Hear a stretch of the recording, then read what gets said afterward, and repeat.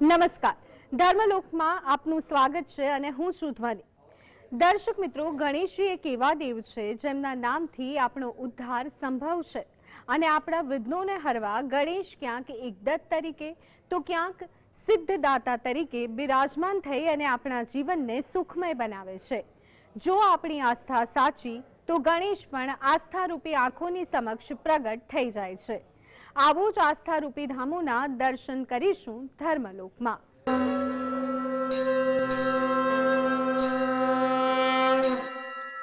કોઈપણ કાર્યની શરૂઆત કરતા પહેલા ગણપતિની સ્થાપના કરવાથી તે કાર્ય નિર્વિઘ્ન પૂર્ણ થાય છે। ત્યારે એવા જ દુઃખ હરતા વિઘ્ન હરતા એટલે કે તમામ દુઃખ અને વિઘ્નને હરનારા આદિદેવ ભગવાન ગણેશ, શુભ પ્રસંગોનો શુભારંભ જેનાથી થાય છે તેવા પરમ કૃપાળુ દેવ એટલે ગજાનન ગણેશ।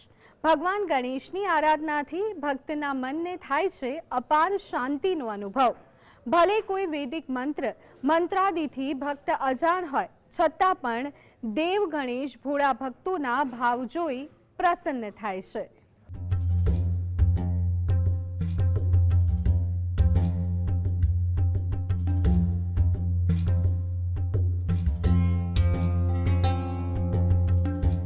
સાબરકાંઠા જિલ્લાના મુખ્ય મથક હિંમતનગરમાં ગણેશજીનું પાવનકારી ધામ આવેલું છે, જ્યાં ભક્તોની આસ્થાની જ્યોત પ્રગટી રહી છે।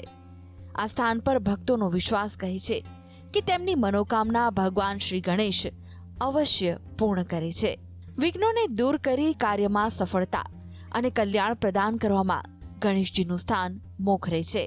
કહેવાય છે કે આસ્થા અને ભક્તિપૂર્વક જો મંત્ર, યંત્ર, તંત્ર આ ત્રણમાંથી કોઈ પણ પ્રકારે ગણેશજીની સાધના કરવામાં આવે તો અવશ્ય સિદ્ધિ પ્રદાન કરે છે। હિંમતનગરના વિનાયકનગરમાં બિરાજેલા દુંદાળા દેવ ગણેશ, જે છેલ્લા થોડાક વર્ષોથી હજારો લોકોની આસ્થાનું પ્રતીક બન્યા છે। ભગવાન શ્રી ગણેશના આ ધામમાં અનેક શ્રદ્ધાળુઓ પોતાની માનતા અને અરજ લઈને અહીં આવે છે અને એ માનતા પૂર્ણ થતા હોવાથી ભક્તોનો વિશ્વાસ આ મંદિર સાથે જોડાઈ ગયો છે। ભક્તો માટે આ સ્થાન પર બિરાજમાન ભગવાન શ્રી ગણેશ દુઃખ હરતા અને સર્વ મનોકામના પૂર્ણ કરતા સિદ્ધ દેવ છે। કોઈ પણ કાર્યનો પ્રારંભ કરતા પહેલા શ્રી ગણેશજીની પૂજા કરવામાં આવે છે। સૌપ્રથમ તેમનું આહવન કરવામાં આવે છે। એનું એક જ કારણ છે, આગળ જઈને કોઈ પણ પ્રકારનું વિઘ્ન, સંકટ કે મુસીબત આવે તો ગણેશજીના પ્રભાવથી તે સમાપ્ત થઈ જાય। વિઘ્ન નિવારણ કરવાની સાથે ગણેશજીને વિદ્યા, બુદ્ધિ, વૈભવ, સમૃદ્ધિ, શક્તિ અને સન્માન આપનારા પણ ગણવામાં આવે છે। હિંમતનગરમાં આવેલા આ મંદિર સાથે એક લોકવાયકા પણ જોડાયેલી છે। અહીં એક નાનકડો ચબૂતરો હતો। આ વિસ્તારના અમૃતભાઈ પુરોહિતે આ સ્થળે છેલ્લા 25 વર્ષથી ગણેશ ચતુર્થીની ધામધૂમથી ઉજવણી કરી હતી, ત્યારે લોકો મોટી સંખ્યામાં અહીં દર્શનાર્થે આવતા। બાદમાં સ્થાનનું મહાત્મય વધતા અમૃતભાઈ પુરોહિતે અહીં દુંદાળા દેવ ગજાનન ગણપતિનું કાયમ માટે અહીં મંદિર બંધાવડાવ્યું અને આજે શિખરબંધ મંદિરનું નિર્માણ થયેલું જોવા મળે છે। ગણપતિના કારણે આ વિસ્તારમાં સુખ અને શાંતિમાં ઉત્તરોત્તર વધારો થયો છે। ખાસ કરીને વ્યવસાય સાથે જોડાયેલા લોકો સારી રીતે પોતાની રોજગારી મેળવી શક્યા છે। તેમના ધંધામાં કદીઓટ નથી આવી તો દર ચોથે અહીં ધજા ચડાવાય છે। હાલમાં અહીં ધજા ચડાવવા માટે પણ નોંધણી કરાવવી પડતી હોય છે અને એના પરથી એટલું ચોક્કસ કહી શકાય કે તે લોકોની આસ્થામાં કોઈ કમી નથી અને આ સ્થાન ખૂબ જ જાગૃત હોવાનું પ્રતીત થાય છે। વિનાયકનગર વિસ્તારની સમૃદ્ધિનું કારણ હાલમાં અહીં બિરાજેલા ગણેશને લોકો માને છે। ભારતીય સંસ્કૃતિમાં ગણેશજી એકમાત્ર એવા દેવ છે જેમને સર્વપ્રથમ પૂજવામાં આવ્યા છે। તેમને ગણપતિ ગણનાયકની પદવી એનાયત છે। આધ્યાત્મના વિવિધ ક્ષેત્રમાં હિન્દુ ધર્મની અનેક શાખાઓમાં ગણેશજી પૂજ્ય અને અતિશય પ્રભાવ સંપન્ન દેવતા તરીકે સ્વીકૃત છે। તેમને ગણપતિ, આદિદેવ અને વિનાયક પણ કહેવાયા છે। તેઓ સિદ્ધિઓના સ્વામી અને રિદ્ધિઓના નિયંત્રક છે। Dharmalok desk, GSTV। જ્યાં આસ્થા અને ભક્તિ હોય છે ત્યાં જરૂરથી ભગવાનનો વાસ હોય છે અને જ્યાં સ્વયં પ્રભુ બિરાજમાન હોય છે ત્યારે દરેક પ્રાણને શાંતિનો અનુભવ થતો હોય છે। આવી જ શાંતિ આપણને પ્રાપ્ત થાય છે શ્રી ગણેશના દરબારમાં। તો ચાલો દર્શન કરીએ ગજાનન ગણેશના।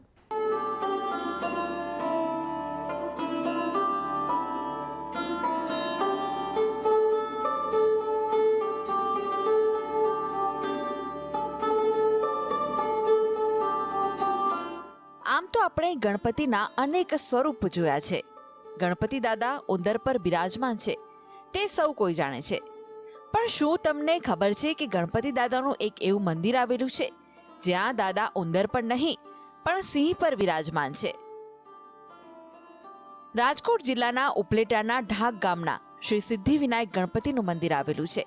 ભક્તોની અતૂટ શ્રદ્ધા છે કે અહીંયા તેમના તમામ દુઃખ દર્દોનો નિવેડો આવે છે.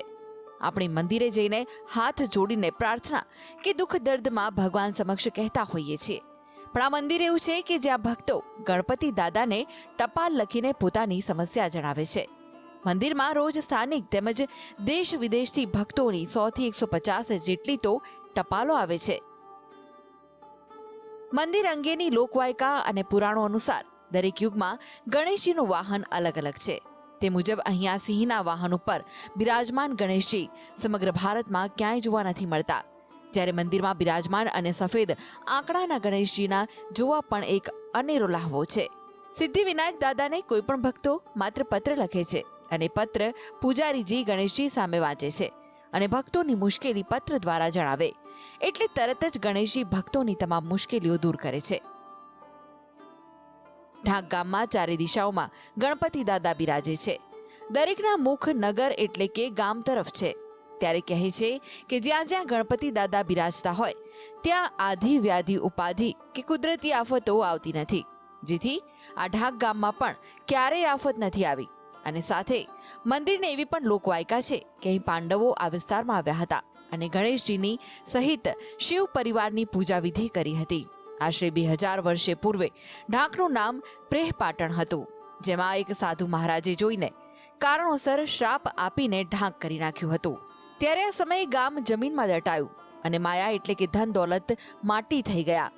ત્યારે બાદમાં ભક્તજનોએ ગજાનન સમક્ષ ગામને ફરી વસાવવા પ્રાર્થના કરી અને ગામ વસ્યું હતું. ત્યારથી આજ સુધી ગણપતિ બાપ્પા ભક્તોની અરજ સાંભળતા આવ્યા છે અને આજે પણ ભક્તોની મનોકામનાઓ પૂર્ણ થાય છે અને દુઃખ દૂર કરે છે. ગણપતિ દાદાને લખાયેલા પત્રને પૂજારી વાંચે છે અને દાદા સમક્ષ ભક્તોની વ્યથા રજૂ કરે છે. જે બાદ પૂજારીના જણાવ્યા પ્રમાણે ગણપતિ દાદા જ્યારે તેમને સંકેત આપે છે ત્યારે તેઓ જે તે ભક્તોને જવાબી પત્ર લખી અને તેમની સમસ્યા અને તેમના દુઃખ દર્દની તકલીફો માટે જવાબ પણ પત્રના માધ્યમથી જ આપે છે. ત્યારે ઘણા ભક્તો પોતાની અનેક સમસ્યાઓ, તકલીફો અને દુઃખોને દાદા સમક્ષ રૂબરૂ અથવા તો પત્રના માધ્યમથી જણાવે છે. ઢાક ગામ ખાતે દર વર્ષે ગણેશ મહોત્સવ ખૂબ જ ધામધૂમથી ઉજવાય છે. અહીં ગણેશ મહોત્સવનો અનેરો મહિમા છે. અહીં ભાવિકો દર્શનાર્થે અનેક મનોકામનાઓ સાથે આવે છે અને દાદા તમામ ભક્તોની મનોકામના પૂર્ણ કરે છે.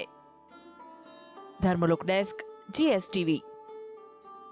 દર્શક મિત્રો, તમે જો શ્રી ગણેશ સામે હાથ જોડી અને ઊભા રહો ત્યારે તેમના આ રૂપને જોતી વખતે પ્રેરણા લેશો તો વિઘ્નહર્તાની કૃપાથી ક્યારેય તમારા કાર્યમાં વિઘ્ન નહીં આવે. ભગવાન ગણેશ તમારા જીવનના બધા દુઃખ દૂર કરી અને તમારું જીવન સુખમય બનાવે છે.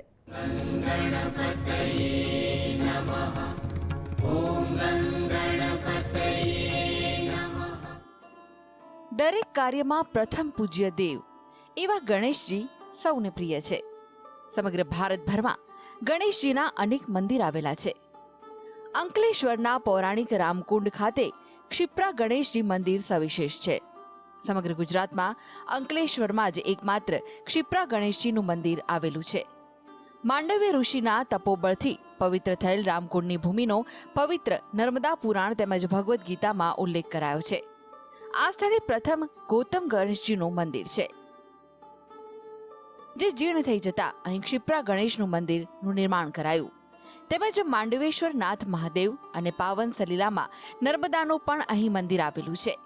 ત્યારે ભક્તોની આસ્થા આ સ્થળ સાથે જોડાયેલી છે. ક્ષિપ્રા ગણેશની 32 મુદ્રાઓ પૈકી આ એક ક્ષિપ્રા મુદ્રાવાળા ગણેશજી અહીં બિરાજમાન છે. ક્ષિપ્રા એ સંસ્કૃત શબ્દ છે જેનો અર્થ થાય છે શીઘ્ર ફળ આપનારા. ગણેશજી ભક્તોની મનોકામના પૂર્ણ કરતા હોવાથી અહીંની ધાર્મિક માન્યતા વધારે છે.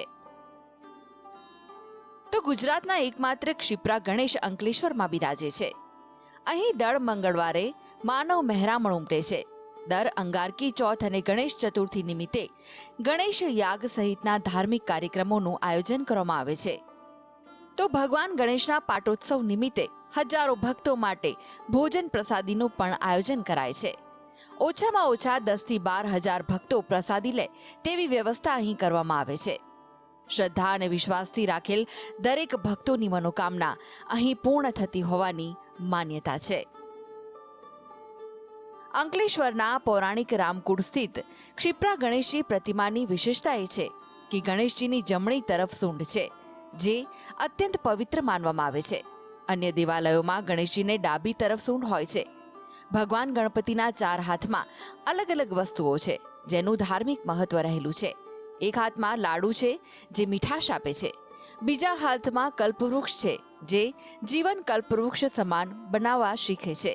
ત્રીજા હાથમાં ગદા રહેલી છે, જે દંડનું પ્રતીક છે. અંકલેશ્વરનું ક્ષિપ્રા ગણેશ મંદિર ભક્તોની આસ્થાનું અનેરું પ્રતીક રહેલું છે. તો દર મંગળવારે અહીં ભક્તોનો ધસારો જોવા મળે છે. સવાર અને સાંજના સમયે થતી મહાઆરતીમાં મોટી સંખ્યામાં ભક્તો ઉપસ્થિત રહે છે. અંગારકી ચોથ અને ગણેશ ચતુર્થી નિમિત્તે અહીં અનેક કાર્યક્રમોમાં ભક્તો ઉત્સાહભેર ભાગ લે છે. ભક્તો અહીં માનસિક શાંતિનો અનુભવ કરે છે. Dharmalok desk, GSTV. આગળ જોઈશું વિશેષ રજૂઆત સુખની શોધમાં, તે પહેલા લઈએ વિરામ.